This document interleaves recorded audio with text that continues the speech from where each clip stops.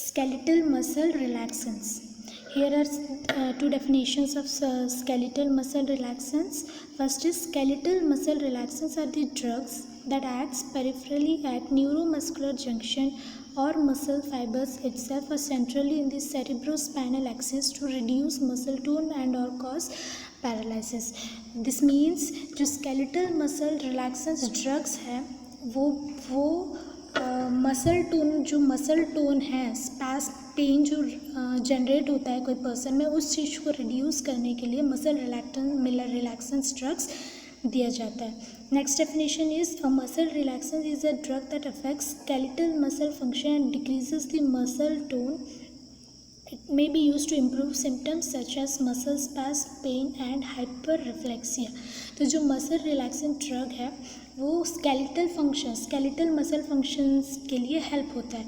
तो कौन से सिम्टम्स को रिड्यूस करने के लिए? Such as spasm, pain and hyperreflexia. Hyperreflexia is nothing but over active और ओवर रेस्पॉन्सिव रिफ्लेक्सेस.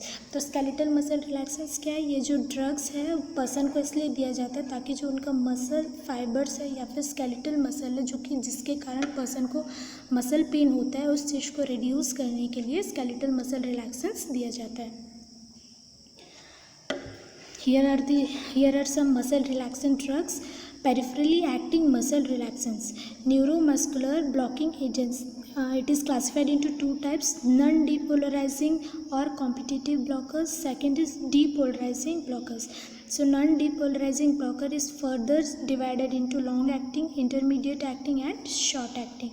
तो long acting के अंदर आता है D-tubocurarine, pancuronium, doxycurium, pipicuronium. Intermediate acting vecuronium, atracurium, cisatracurium, rocuronium, rapacuronium. Short acting mevacurium. Second is the depolarizing blockers, succinylcholine, which is we can say as SCH, and is decamethonium. These are the drugs of skeletal muscle relaxants. तो ये जो non depolarizing blockers है और depolarising blockers means जो non depolarizing blockers है ये against work करता है. मतलब कोई भी चीज़ जो पेन के अगेंस्ट वर्क करता है. और जो डीपोलराइजिंग ब्लॉकर्स है वो क्या करता है? जहाँ पे पेन होता है वहाँ पे ये ड्रग्स जाके बाइंड होता है, फिर वहाँ वो बस स्पेसिफिकली उसी प्लेस पे एक्ट करता है. This is the difference between non depolarizing and depolarising. Non depolarizing it acts against, means ये अगेंस्ट वर्क करता है. और जो डीपोलराइजिंग ब्लॉकर्स जो रहता है वो बस स्पेसिफिकली एक प्लेस पे जाके वहाँ पे एक्ट करता है. Here are the non-depolarizing blockers. Its main mechanism of action. The site of action of both competitive and depolarizing blocker is the end plate of skeletal muscle fibers. तो जो two types of drugs है, non-depolarizing blockers and depolarizing blockers, ये दोनों का site जो है वो एक ही साइट है. That is the end plate of skeletal muscle fibres. जो स्केलेटल मसल फाइबर्स है ये दोनों ड्रग्स वहीं पे जाके एक्ट करता है. This is the site of that two types of drugs. Here are some pharmacological actions. तो ये जो फार्माकोलॉजिकल एक्शंस है ये सिस्टम वाइज कैसे एक्ट करता है वो हम देखेंगे. First is skeletal muscles. तो ये स्केलेटल मसल में कैसे एक्ट करता है? Intravenous injection of non depolarizing blockers rapidly produces muscle weakness followed by flaccid paralysis. तो जो स्केलेटल मसल्स, अगर पर्सन को स्केलेटल मसल्स में पेन हुआ है तो जो नॉन डीपोलराइजिंग ड्रग्स है, ठीक है, तो जो नॉन डीपोलराइजिंग ड्रग्स को क्या करता है? आईवी इंजेक्शन देते हैं ताकि जहाँ पे पेन हो रहा है उस मसल, वहाँ पे जो मसल्स है उसको वो वीक करे और थोड़ी देर के लिए उसको पैरालिसिस करे ताकि जो पेन हो रहा है मसल्स में वो रिड्यूस हो जाए. Next is autonomic ganglia. Autonomic ganglia produces some degree of ganglionic blockade. तो जो आप you may know in anatomy you have studied what is the main function of ganglia. तो ganglia acts as a relay station of the neurons. तो यहाँ पे क्या है? वो एक रिले स्टेशन है जहाँ पे स्टॉपेज होता है न्यूरॉन्स का. तो वहाँ पे ये गैंग्लियोनिक ब्लॉकेज, तो गैंग्लियंस क्या होता है? वो ब्लॉकेज होता है. Third is histamine release. तो DTC है, DTC we have seen this is the first drug in non depolarizing, that is D-tubocurarine. तो इसको डिनोट किया जाता है DTC, दैट इज़ D-ट्यूबोक्यूरारिन। तो ये D-ट्यूबोक्यूरारिन क्या होता है, जब ये ड्रग पर्सन को दिया जाता है तो ये हिस्टामाइन रिलीज़ करने में हेल्प करता है। जो मास्ट सेल्स रहते हैं ना, which is responsible for histamine release, तो ये उस चीज़ को रिलीज़ करवाता है ताकि पर्सन को मसल स्पैस्म जो है वो रिड्यूस हो सके। Other pharmacological actions in cardiovascular system, इससे पहले हमने देखा था skeletal muscle, autonomic ganglia, histamine release. Next is cardiovascular system. तो इसमें क्या होता है, कार्डियोवैस्कुलर सिस्टम में जो D-ट्यूबोक्यूरारिन ड्रग है produces significant fall in PP, this is due to ganglionic blockade, histamine release and reduce venous return. तो person cardiovascular system में क्या होता है, जब ये ड्रग आप देते हो तो पर्सन का जो BP रहता है, ब्लड प्रेशर लेवल जो रहता है वो फॉल हो जाता है, मतलब वो रिड्यूस हो जाता है ड्यू टू, इसके 3 रीजंस हैं। ड्यू टू गैंग्लियोनिक ब्लॉकेज, जो गैंग्लियन है वो ब्लॉक हो जाता है। सेकंड इज हिस्टामाइन रिलीज, जो हिस्टामाइन रिलीज होने के कारण, और एक third is reduce venous return, जो हार्ट में ब्लड फ्लो होता है वहाँ पे जो वीनस रिटर्न जो रहता है वो रिड्यूस होने के कारण कार्डियोवैस्कुलर सिस्टम में ब्लड प्रेशर जो है वो फॉल हो जाता है। Next is gastrointestinal tract, The ganglion blocking activity of competitive blockers may enhance post-operative paralytic ileus after abdominal operation। तो जो गैस्ट्रोइंटेस्टाइनल ट्रैक्ट में कब दिया जाता है ये ड्रग, अगर कुछ एब्डोमिनल सर्जरी हुआ है जिसके कारण मसल्स में पेन हो रहा है तो उस चीज़ को रिड्यूस करने के लिए ये ड्रग्स दिया जाता है। Next is central nervous system. All neuromuscular blockers are quaternary compounds, do not cross blood-brain barrier। तो जो सेंट्रल सर्वर एक्चुअली जो द न्यूरोमस्कुलर ब्लॉकर्स है, मीन्स ये ड्रग्स जो नॉन डिपोलराइजिंग और डिपोलराइजिंग ब्लॉकर्स है वो न्यूरोमस्कुलर ब्लॉकर्स है। तो ये क्वाटरनरी कंपाउंड्स से बने हैं। Quaternary compound is nothing but it is a chemistry word which means containing 4 chemical elements. तो क्वाटरनरी कंपाउंड्स मीन्स जो कंपाउंड्स है जिसमें 4 एलिमेंट्स कंबाइंड रहते हैं उसी को बोलते हैं क्वाटरनरी कंपाउंड्स। तो ये क्या है, मेन ब्लड ब्रेन बैरियर है ये। तो यहाँ पे कुछ इंडिविजुअल कंपाउंड्स में जो अलग अलग जो जितने भी ड्रग्स हैं सबके अलग अलग फंक्शंस हैं। तो ये हम देखेंगे यहाँ पे। First is D-tubocurarine, not clinically use due to its histaminic effect.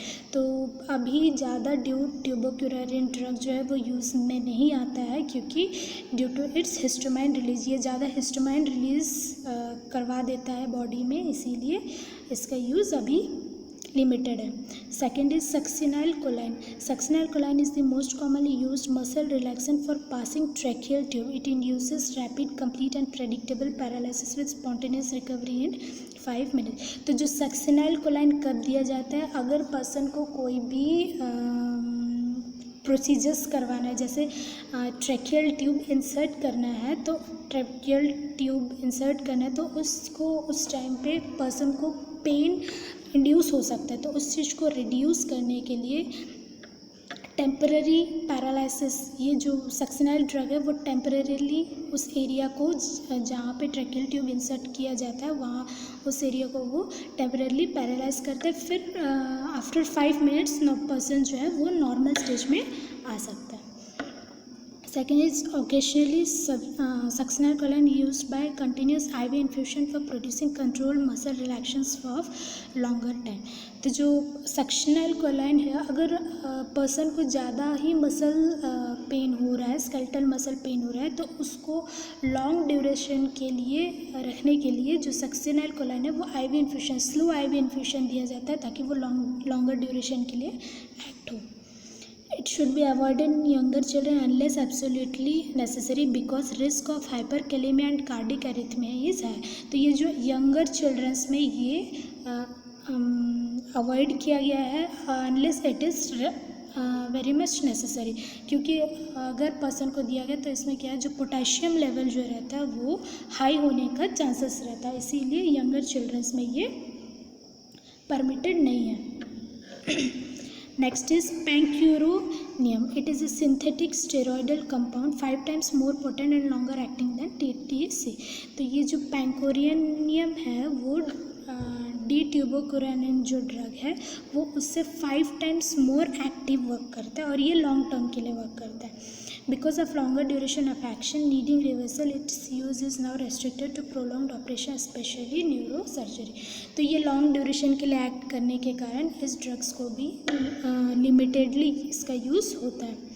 Next is pipecuronium, muscle relaxant with slow onset and long duration of action.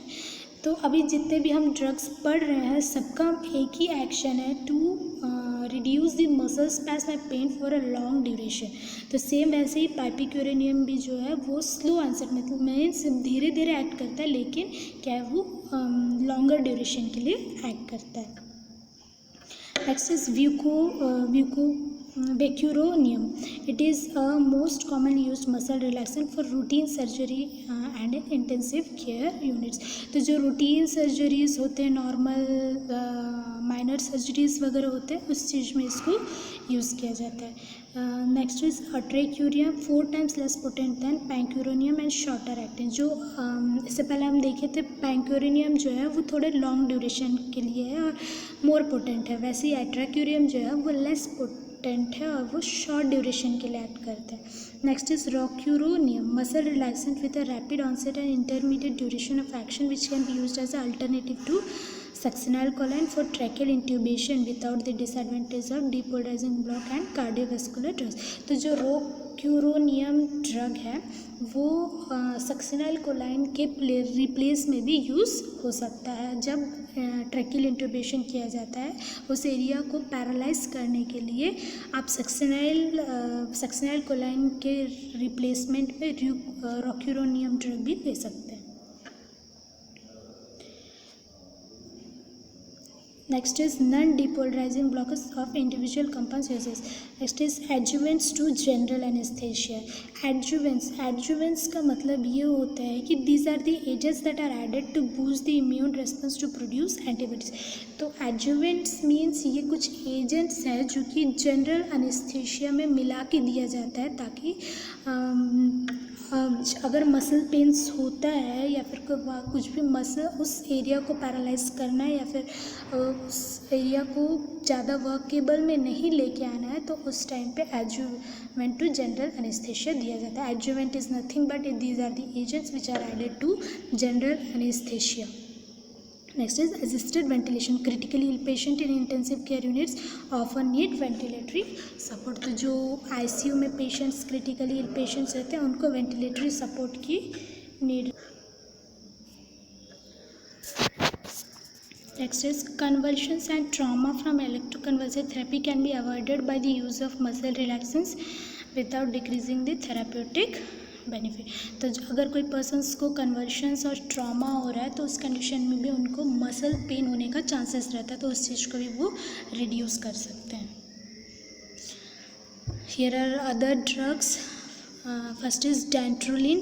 Dantrolene acts on the RYR1 ryanodine receptor calcium channel in the sarcoplasmic reticulum of skeletal muscles and prevents CA2+ induced release through sarcoplasmic reticulum. तो ये जो रैनोडाइन receptor है, जो रैनोडाइन receptor है ये कहाँ पे present रहता है? आपका सार्कोप्लाज्मिक रेटिकुलम और एंडोप्लाज्मिक रेटिकुलम में प्रेजेंट रहता है और इसका मेन फंक्शन है कि वो CA2+ रिलीज़ करे. और जो ये CA2+ है this is main responsible for the muscle spasm. तो जो मसल स्पैस्म होता है या फिर मसल पेन होता है वो किसके कारण होता है? Due to the CA2+ which is released from the sarcoplasmic reticulum. तो सार्कोप्लाज्मिक रेटिकुलम में रैनोडाइन रिसेप्टर प्रेजेंट रहता है जो कि CA2+ रिलीज़ करता है. उस चीज़ को रिड्यूस करने के लिए डैंट्रोलिन यूज़ होता है. It is slowly but adequately absorb from the gut, penetrates brain and produces some sedation but has no selective effect on polysynaptic reflexes responsible for spasticity. तो जो डैंट्रोलिन है वो स्लो वर्क करता है लेकिन इजीली गट में एब्जॉर्ब हो जाता है और ये ब्लड जो ब्रेन है ब्रेन में ये क्रॉस करता है. स्लोली जो पर्सन को थोड़ा बहुत सेडेटिव ड्राउजीनेस फील होता है. Here are some difference between centrally acting and peripherally acting. तो जो ड्रग्स है कंपेयर करते हैं. In centrally acting decrease muscle tone without reducing voluntary power. तो आपको पता है वॉलेंट्री मूवमेंट क्या है. इनवॉलेंट्री मूवमेंट वो है जो which is in our control and involuntary movements are those which are not in our control. तो वॉलेंट्री कंट्रोल पावर्स जो है वो हम कंट्रोल कर सकते हैं और जो इनवॉलेंट्री है वो हम कंट्रोल नहीं कर सकते. तो जो सेंट्रली एक्टिंग में first point is decrease muscle tone without reducing voluntary power. तो ये क्या होता है सेंट्रली एक्टिंग में जब आप ड्रग्स देते हो तो ये मसल टोन उस स्पैस्म को रिड्यूस करता है without reducing the voluntary power. Means आप उस टाइम पे क्या है वो मसल पेन रिड्यूस हो सकता है लेकिन आप अपना नॉर्मल एक्टिविटी कर सकते हो. लेकिन पेरिफेरली एक्टिंग में क्या होता है cause muscle paralysis voluntary movement loss. तो इसमें पेरिफेरली में क्या होता है जब आप ड्रग्स देते हो मसल टोटली पैरालाइज होता है और पर्सन जो है वो वॉलेंट्री वर्क्स नहीं कर सकते हैं. Second point is selectively inhibit polysynaptic reflexes in central nervous system. तो पॉलीसिनेप्टिक रिफ्लेक्सेस क्या है. These are the reflexes from sensory to motor neuron. तो यहाँ पे इनहिबिटेड रहते हैं और पेरिफेरली एक्टिंग में it block neuromuscular transmission. Third is cause some CNS depression and in peripherally there is no CNS. में सेंट्रल नर्वस डिप्रेशन रहता है और पेरिफेरली में सेंट्रल नर्वस डिप्रेशन नहीं रहता है. Next is given orally sometimes parenterally. तो जो सेंट्रली एक्टिंग ड्रग्स है वो ओरली भी दिया जाता है और पैरेंट्रली भी दिया जाता है और जो पेरिफेरली में है वो प्रैक्टिकली ऑलवेज गिवन IV. तो ये क्या है बस IV ही दिया जाता है. Next is used in chronic spastic condition acute muscle spam and tetanus. अगर पर्सन को ज़्यादा ही मसल पेन हो रहा है या फिर ज़्यादा खिंचा रहा है स्ट्रेच हो रहा है या फिर उनको टेटनस का कंडीशन है उस कंडीशन में ये ड्रग्स दिया जाता है. और जो पेरिफेरली एक्टिंग है used for short term purpose. ये बस शॉर्ट टर्म पर्पस के लिए यूज़ होता है. मीन्स बस सर्जिकल के टाइम पे ही यूज़ होता है. Here are some classifications. Mephenesin congeners. Under that mephenesin, carisoprodol, chlorzoxazone, chlormezanone, methocarbamol. Second in benzodiazepines, diazepine, azepam and others. Next is GABA mimetic, baclofen, thiocalcicide, central alpha 2 agonist. This is tiazidine. Here is explanation about the drug baclofen. This analog of inhibitor transmitter GABA acts as a selective GABA 8 receptor agonist. तो ये क्या है against work करता है. जो baclofen है वो against work करता है. Next the primary site of action of baclofen is considered to be in the spinal cord where it depresses both polysynaptic and monosynaptic reflexes. तो जो बैक्लोफेन है इसका मेन साइट कहाँ पे है कहाँ एक्ट करता है. ये स्पाइनल कॉर्ड में एक्ट करता है जहाँ पे आपका नर्व रेस्पॉन्सेस ट्रांसफ़र होते हैं. ठीक है. तो जो spinal cord is the only area where the sensory and motor neurons pass. तो उस एरिया में ही ये जाके एक्ट करता है. As such it does produces muscle weakness but is less sedative than diazepam. तो ये क्या है मसल को वीक कर देता है और उस वहाँ पे पेन रिड्यूस करता है plus and it is less sedative than diazepam.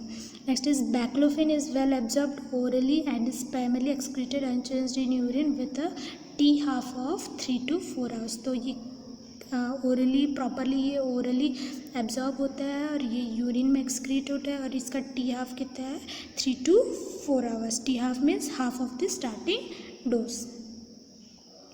Here are some side effects of the baclofen: drowsiness, mental confusion, weakness and ataxia. Ataxia means loss of full control of body movements.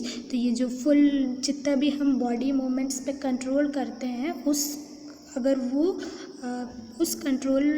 Control नहीं कर पाते उस condition को बोलते हैं ataxia. Serum ट्रांसएमिनेसिस में rise. Serum ट्रांसएमिनेसिस जो है वो बेसिक एंजाइम्स है जो कि कैटलाइजिंग रिएक्शंस मीन्स एंजाइम्स है जो कि ब्रेकेज में हेल्प करता है. तो वो भी इंक्रीज होने का चांसेस रहता है. Sudden withdrawal after chronic use में use, hallucination, tachycardia and these are the side effects of baclofen. Drowsiness, mental confusion, weakness, ataxia, serum transaminases arises hallucination, tachycardia and seizures. Next drug is tizanidine. This clonidine container is a central alpha-2 adrenergic agonist, inhibits release of excitatory amino acids in the spinal neurons. It may facilitate the inhibitory transmitter glycine as well. तो ये जो tizanidine जो है वो mainly amino acids को वो release करता है, अमाइनो एसिड स्पाइनल इंटरन्यूरॉन्स में रिलीज़ करता है। और ये क्या है, जहाँ पे मसल पेन हो रहा है, मसल स्पैस्म हो रहा है, कॉन्ट्रैक्शंस हो रहा है, उस चीज़ को ये क्या करता है, रिड्यूस करता है। Next, here are some side effects of tizanidine, that is dry mouth, drowsiness, nighttime insomnia and hallucination. Dose dependent elevation of liver enzyme occurs, though no consistent effect on BP has been observed. It should be avoided in patient receiving antihypertensive, especially इसका अभी तक study में ये नहीं पता चला है कि ये बीपी फॉलो होने में हेल्प करता है, लेकिन फिर भी जो एंटी हाइपरटेंसिव ड्रग्स लेते हैं क्लोनिडिन, उसमें ये जो क्लोनिडीन है, अगर कोई पर्सन एंटी हाइपरटेंसिव में क्लोनिडीन ले रहे हैं तो उस पर्सन को टिज़ानिडिन ड्रग नहीं दिया जाता है। Here are some uses of centrally acting muscle relaxants. तो इसके क्या क्या यूजेस है। एक्यूट मसल स्पैस्म, अगर पर्सन को ज़्यादा ही मसल स्पैस्म हो रहा है, मसल्स में पेन हो रहा है, उस कंडीशन में दिया जाता है। Next is torticollis, lumbago, backache and neuralgias. तो torticollis is nothing but a condition where the head becomes turned to one side associated with painful muscle spasm. तो टॉर्टिकोलिस कंडीशन में क्या होता है, जो हेड रहता है वो एक साइड टर्न हो जाता है और वहाँ पे नेक का जो मसल्स रहता है वहाँ पे पर्सन को पेन फील होने लगता है। That condition is known as torticollis. Next is lumbago, pain in the muscle and joints of the lower back. तो लम्बैगो क्या है, ये कंडीशन है जहाँ पे लोअर बैक के मसल्स और जॉइंट्स में पेन होता है। Next neuralgias, pain due to damaged और इरिटेटेड नर्व्स। तो न्यूरल्जियस क्या है, न्यूरल्जियस मीन्स जहाँ पे कोई नर्व के डैमेज या फिर इरिटेटेड नर्व्स के कारण जब पेन होता है उस कंडीशन को बोलते हैं neuralgias and backache. Next is anxiety and tension, spastic neurological disease. जो भी न्यूरोलॉजिकल डिसीज़ है जहाँ पे ज़्यादा पर्सन को पेन होता है, मसल पेन होता है, नर्व्स पेन होता है, उस कंडीशन में दिया जाता है। टेटनस जो है ये बैक्टीरियल डिजीज़ है, bacterial disease marked by rigidity and spasm of the voluntary muscle. तो टेटनस एक कंडीशन है जहाँ पे पर्सन का जो वॉलेंट्री वर्क्स रहता है, वॉलेंट्री मसल्स जो रहता है वो टाइट हो जाता है, जिसके कारण पर्सन कंफर्टेबल फील नहीं करता और वो अपना मोटर मूवमेंट्स नहीं कर पाता। उस कंडीशन में भी ये centrally acting muscle relaxant drugs दिया जाता है। Next is electroconvulsive therapy and orthopaedic manipulations. Thank you.